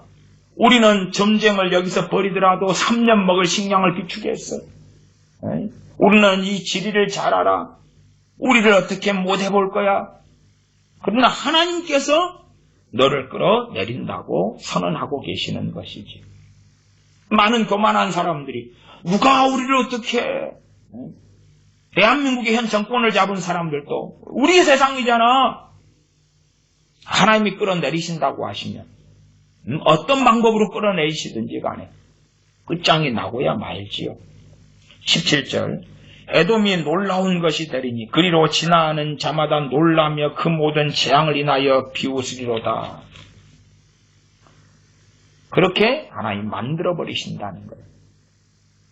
18절 나 여호와가 말하노라. 소돔과 고모라와 그 이웃 성읍들에 멸망된 것 같이 거기 거하는 사람이 없으며. 소돔과 고모라 같은 경우 하늘에서 불과 유황이 내렸어요. 거기에 다시 도시가 재건이 안 되고 그때 이후로 한 거의 지금 한 4,000년 시간이 흘렀지요. BC 2000년 되니까 지금 AD 2000년, 4,000년의 시간이 흘렀어도 거기에 성이 다시 재건되지 않아요. 불과 유황이 떨어져서 그 땅을 표면을 바위도 녹여버렸잖아요. 그 다음에 유황으로 지금도 가득해요.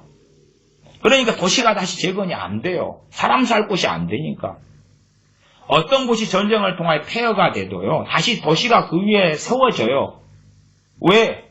환경에 나무도 있고 숲도 있고 땅도 거름지고 그러면 다시 거기 재건하고 자리 잡아요, 사람들이. 그러나 소돔과 고모라성은 그렇게 안 되게 하셨어요. 불과 유황으로. 지금도 유황 덩어리들이 그대로 있어요. 그럼 거기에서 어떻게 살아요? 재건이 4,000년 동안 재건되지 않았어요. 그런 것처럼 소돔과 고모라와 그 이웃 성읍들의 멸망된 것처럼 에돔도 마찬가지다. 거기 거하는 사람이 없으며 그 중에 우거할 아무 인자가 없으리. 인자는 사람을 이야기합니다. 19절입니다. 보라, 사자가 요단의 수풀에서 올라오는 것 같이 그가 와서, 그는 침략자를 이야기해요. 침략자. 주로 이 표현을 많이 쓴다고 제가 앞에서도 말씀드렸습니다. 그가 와서 견고한 처소를 칠 것이라. 이 에돔의 성, 에돔의 세일성 또한 거기에 있는 여러 견고한 성들이 있었죠. 수도가 되는 보스라. 그 다음에 드단, 대만 이런 곳. 보스라도 수도 보스라가 이쪽에 이제 세일산지 있는 데인데 그걸 헬라어로 하면 페트라라 그래요. 페트라. 지금도 페트라가 관광지 중에 하나가 됩니다. 에돔에 있는 페트라가. 페트라를 히브리어로 하면 셀라라 그럽니다. 셀라. 시편에서도 셀라 그런 게 있죠. 근데 그 셀라가 그 단어는 똑같은 셀라인데 그쪽 이제 시편에 나오는 셀라보다도 여기서는 그 바위산을 이야기하는 거예요. 이게 셀라 그러면 에돔을 상징하는 셀라도 있어요. 간혹 그 구약 성경의 몇 구절을 보면 그 셀라로서 에돔을 상징하는 걸로 사용될 때가 있습니다. 이게 다 페트라, 셀라 그 바위산을 이야기해요. 그래서 견고하게 지었던 거죠. 그렇기 때문에 19절에 그가 와서 견고한 처소를 칠 것이라. 너희가 견고하다는 건 알아. 그러나 하나님께서 작정하셨기 때문에 이제 하나님께서 내가 작정했기 때문에 너희를 끌어내리고 끝장을 내버릴 거야 말씀하시는 것입니다. 내가 즉시 그들을 거기서 쫓아내고 여기서 내가가 하나님입니다. 하나님께서 하신 말씀. 내가 즉시 그들은 에돔족들입니다. 에돔족 속들을 거기서 쫓아내고 택한 자를 내가 그 위에 세우리니 나와 같은 자 누구며 나로 더불어 다툴 자 누구며 내 앞에 설 목자가 누구뇨. 19절에 택한 자를 내가 그 위에 세운다 하는 말씀에는 두 가지 의미 정도 생각해 볼 수가 있겠습니다. 역사적으로 한다면 이 에돔족이 차지했던 땅들을 하나님께서 택한 자에게 줘버리시는 거예요. 역사적으로 택한 자에게. 두 번째는 우리가 이제 복음적으로 생각할 때에 주님의 통치와 다스리심으로써 이 땅에 그 아들을 보내시고 그 아들을 인정하든지 인정하든지 않든지 간에 주님은 만왕의 왕이시지요. 미국이 주님을 인정하든 않든지 간에 주님은 미국의 왕이셔요. 대한민국이나 북한이 중국이 주님을 인정하든지 않든지 간에 주님은 중국의 왕이시고 일본의 왕이시고 대한민국의 왕이셔요. 그러니까 심판하시죠. 그런 의미에서 아버지 하나님께서 그 아들을 택하셔서 그 아들을 메시아로 이 땅에 보내셔서 세우시는 통치자로, 그래서 다스리는 권세를 그 아들에게 위임하셨다 하는 말씀을 우리가 신약 성경에서도 봅니다. 그러니까 그것으로도 우리가 이해할 수도 있다 그 말이에요. 택한 자를 내가 그 위에 세우리니 그 위는 에돔이 다스리던 그 에돔 땅이지요. 나와 같은 자 누구며 나로 더불어 다툴 자 누구며 내 앞에 설 목자가 누구뇨. 하나님의 통치와 하나님의 주권을 강조하시는 거예요. 내가 정하고 내가 결정했는데 내가 쫓아내고 내가 끝장내고 내가 택한 자를 세우겠다는데 누가 나를 거슬릴 수 있느냐 하시는 거예요. 그러니까 요즘에는 우리가 중보기도를 좀 하면 하나님께서 힘을 내시고, 우리가 중보기도를 안 하면 하나님이 힘을 안 내시고, 우리가 중보기도를 하면 하나님께서 알았다 해줄게 그랬다가, 기도를 안 하면 하나님 꼼짝도 못했다가, 이건 뭐 어디 그리스 로마 신화를 보는 것도 아니고, 잡탕을 보는 것도 아니고, 무속신앙을 보는 것도 아니고, 중보기도가 보면 옳은 것 조금에 잡탕은 한가득인 거예요. 한가득. 하나님께서 뭘 말씀하십니까? 나와 같은 자 누구며?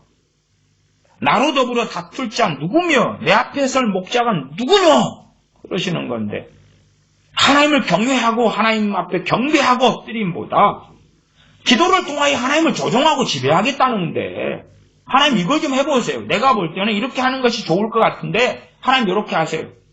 내가 오늘 누구를 만나는데 그 사람 마음을 감동해가지고 나한테 어떻게 하세요. 내가 저 사람의 아파트를 뭐 4억에 살려는데 저 사람이 4억 5천을 내놓으라고 합니다. 저 사람 마음을 감동하셔서 5천 깎아가지고 4억에 저 사람이 나한테 팔 수 있게 해주세요.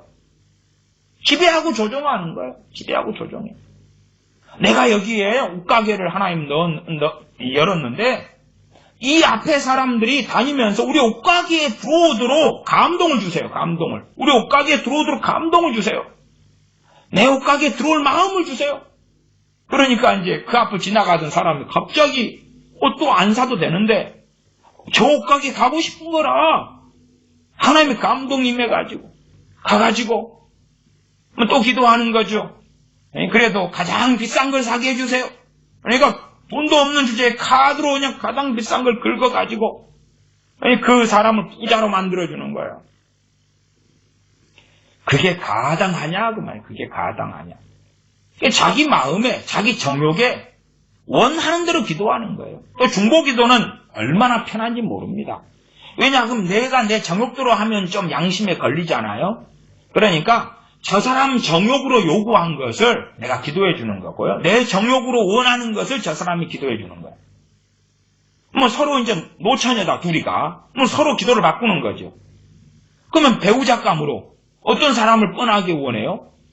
생활 능력이 있고 믿음이 좋고 신앙이 좋고 그리고 좀 생김새도 중간 이상은 하고 나를 사랑해주고 나를 사랑해주는 남자를 보다는 저 내 친구 저 노처녀를 아껴줄 남자를 생활 능력이 있고 믿음이 좋고 성령 충만하고 돈도 잘 벌고 직장이 튼튼하고 그런 멋진 남자를 믿음의 남자 잘난 남자를 저 내 친구에게 붙여주소서. 그리고 저 친구는 나를 위해서 기도해 주는 거죠. 우리 기도가 못생기고 어디 뜨내기고 생활 능력도 없고 알코올 중독자고 술주정뱅이고 그런 사람을 붙여주소서. 그러면 져주겠죠. 자기가 자기를 위해 그렇게 기도하면 걸리니까 중보기도를 통해서 내 사업이 잘 되게 해주세요. 그렇게 하면 좀 걸리적거리니까 기도점으로 내놓는 거예요. 그럼 딴 사람들이 저 사람 사업을 하나님 잘 되게 해주십시오. 저 사람 사업을 축복해 주십시오. 들어가도 나가도 복을 받게 해주십시오. 손님들이 구름대와 벌떼처럼 몰려들게 해주시옵소서. 우리가 다른 사람을 위해 기도하니까 안 걸리적거리잖아요. 대신에 품앗이 하는 거죠. 둘의 품앗이 다 했었잖아요. 그래서 나는 저 사람 가게를 위해서 구름대와 벌떼같이 손님이 몰려들게 하소서. 근데 저 사람이 교회 집사님이 식당을 하는데 식당 음식 맛이 너무 없어요. 너무 없어. 진짜 돈 내고 공짜로 줘도 안 먹을 거라. 그런데 이제 구름대와 벌떼처럼 손님이 몰려들게 해주소서. 그러니까 이제 사람들이 가가지고서 사 먹을 수밖에 없는 거예요. 이게 진짜로? 아니 농담이지요. 막 맛없는 걸 억지로 먹고 왜 맛이 없네. 돈은 그냥 10,000원씩 20,000원씩 밥값 내고 가고 그럴 것 같냐 그 말이. 그렇게 하나님을 지배하고 조종하려는 사람들이 너무 많죠. 하나님의 주권에 복종하고 순종하기보다 하나님을 순종시켜 복종시키는 거예요. 그러면서 하나님 사랑합니다. 하나님도 날 사랑한 줄 믿어요. 나를 사랑하시니 너무너무너무 감사해요. 나도 하나님 사랑해요. 아버지 그 이름 불러만 봐도. 아니 하나님을 그렇게 지배하고 조종하니까 불러만 봐도 기분 좋지.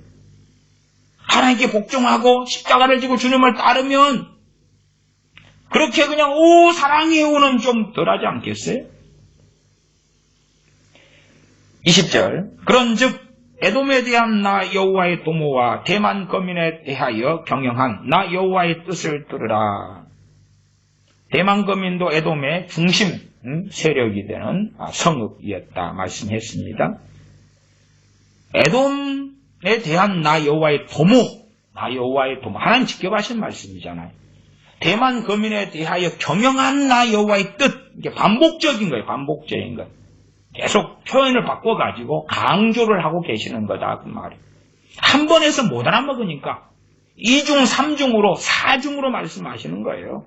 나 여호와의 뜻을 들으라. 하나님의 뜻. 그러면 에돔이나 대만 이 성읍에나 사람이 많으니까 회개가 터지고 부흥이 일어나고 구원의 역사 나타나고 할렐루야 찬양합니다. 여기서 큰 예배당이 지어지고 그 다음에 복음의 전진기지가 되고 그게 우리 환상이지요. 하나님은 그렇게 하시는 게 뜻입니다. 하나님의 뜻은 양떼의 어린 것들을 그들이 반드시 끌어가고 양떼의 어린 것들 그러면은 앞에도 목자 이야기도 했습니다. 내 앞에 설 목자가 누구냐? 그러니까 이 양떼가 그냥 순수하게 진짜 양떼도 표현할 수 있지만 여기는 에돔족들의 사람을 양떼. 어린 것들은 애들 포로 잡혀가는 거예요. 애들 이쁜 애들 고르고 심부름 시키고 노예로 삼을 애들. 그렇게 해서 어릴 때부터 복종훈련 시켜가지고 노예로 계속 세대를 이어가지고 부려먹고 살려고요. 이 노예제도가 성경적인 비성경적이냐 보다도 일단은 구약 성경 노예제도를 허용하고 그 다음에 노예제도에 대해서 어떤 것은 안 돼, 어떤 것은 돼 그렇게 말씀하신다 그 말이에요.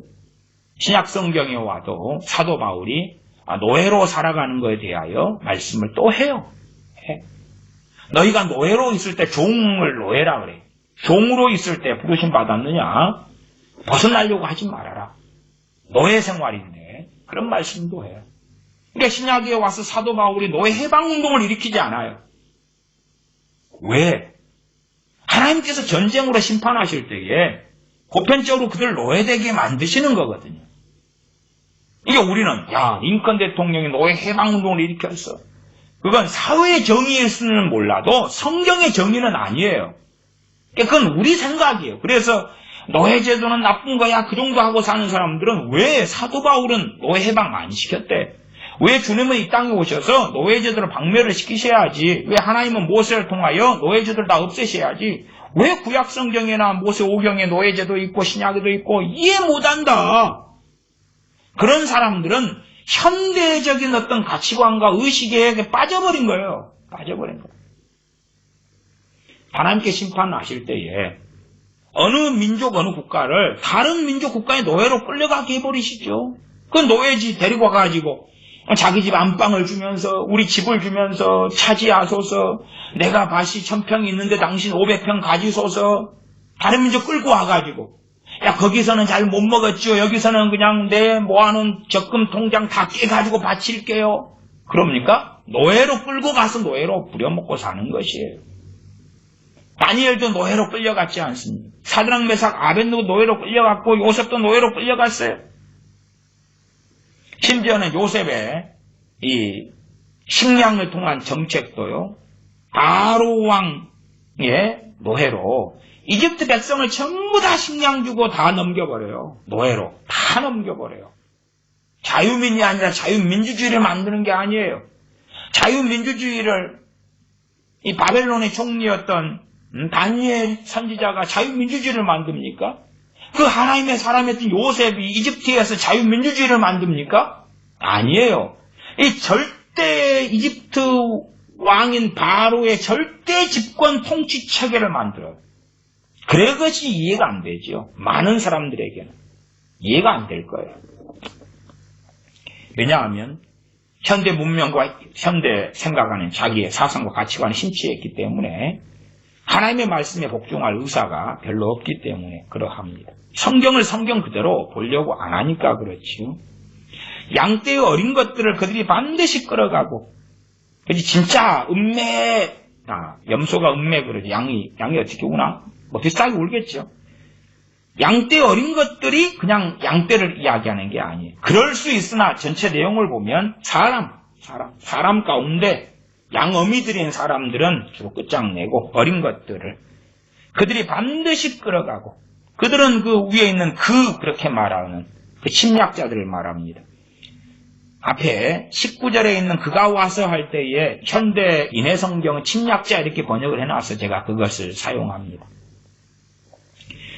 그들이 반드시 끌어가고 그 첫으로 황무케 하리니 21절 그 넘어지는 소리에 땅이 진동하며, 누가 넘어집니까? 에돔이 넘어지지요. 땅이 진동하며 그 부르짖는 소리는 홍해에 들리리라. 22절 보라, 원수가 독수리같이 날아와서 그 날개를 보스라 위에 펴는 그날에, 보스라가 에돔의 수도라 그랬습니다. 독수리같이 원수가 날아와서 그 날개를 보스라 위에 펴는 그날에 에돔 용사의 마음이 구로하는 여인 같으리라. 에돔 용사는 전쟁해야 되는데, 적군과 싸워야 되는데 구로하는 여인 같다. 무슨 말입니까? 절망이 도래해가지고 싸울 수 없다 그 말이에요. 전에 모압의 군사들도 구로하는 여인 같다고, 모압이 나온 48장 41절에 그게 있었습니다. 48장 41절 마지막 보시면 성읍들이 취함을 당하며 요새가 함락되는 날에 모압 용사의 마음이 구로하는 여인 같을 것이라. 구로하는 여인 같을 것이다. 용사들의 마음. 용사들이 절망하고 좌절하면 여인들과 아이들, 노인들은 그건 완전히 절망이죠. 생각해 보세요. 내가 건장하다, 전쟁이 벌어졌다. 그럼 난 건장하고 체력이 좋고 용사다. 그러면 안 되면 나라도 도망하지. 그럴 거 아니에요. 노인들은 지팡이 짚고 휠체어에 앉아있고 그럼 어떻게 못하잖아요. 어린 아이들 정신이 없고 3살짜리가 뭘 상황을 어떻게 보고 어떻게 알아요. 그러나 용사는 나 들판에 가서 사냥해서 먹지. 들판에 어디 가가지고 땅이라도 일구지. 자신감이 있단 말이에요. 그러나 그 에돔 용사의 마음이 구루하는 여인같이 아파서 고통하고 뒹구는 거죠. 해산하는 여인이 애는 지금 나올 것 같은데 힘을 못 쓰잖아요. 그런 상태처럼 될 것이다 하는 것입니다. 소망을 완전히 끊어버리고 빼앗아버린다는 하나님의 선언이 됩니다. 그렇게 에돔이든지 다른 나라든지 또한 어느 시대에나 하나님께서 때를 정하시는 것입니다. 심판의 때를 정하시고, 그리고 일반적으로 다른 민족, 다른 국가를 심판의 도구와 통로로 사용하시는 것입니다. 기도하겠습니다. 아버지 하나님, 하나님의 말씀을 통하여 하나님의 백성들이, 자녀들이 이 세상을 살면서 왜 전쟁이 일어나고 비극이 일어나며 불합리한 일이 일어나고 우리가 보기에 좋은 것들, 평화와 안정과 복지와 즐거움과 기쁨과 전 세계 사람들이 하나 되어서 함께 광란의 축제를 벌이는 것들이 더 아름답고 멋지고 좋게 보이는데 때마다 기근이 있고 전쟁이 있고 참담한 염병이 돌아다니는 것이 왜 그런지 하나님께 원망하며 불평하며 탄식하지만, 그러나 하나님의 통치로 인하여, 하나님의 거룩하심과 공의로우심으로 인하여 하나님의 심판의 때가 어느 시대, 어느 국가, 어느 나라, 어느 민족에게 임하는 줄을 우리가 믿고 아나니, 하나님의 통치 앞에 겸손하며 겸비하며 하나님의 긍휼을 구하며 하나님 앞에 서서 바르게, 의롭게, 경건하게, 거룩하게 하나님을 경외하면서 살도록 그렇게 애쓰는, 노력하는 하나님의 백성들 되게 도와주시옵소서. 우리 주 예수님의 이름으로 기도하옵나이다. 아멘.